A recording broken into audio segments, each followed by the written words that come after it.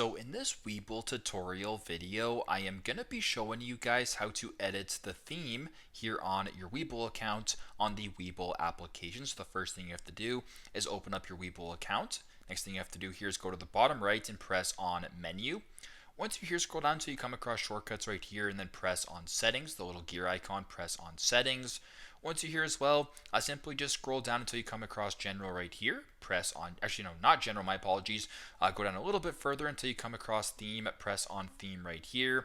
Now for me it actually is set on a fixed dark theme, but if you want to change this to the bright theme, you can go ahead and switch it to bright, which makes your screen a little bit lighter. You can go ahead and change it to black right here to make your screen black, or as I mentioned before, it can default to dark, which is my option right here. So you can also go to the top here, press on auto theme, and it'll sort of change it based on the time of day and sort of the lights that you're in.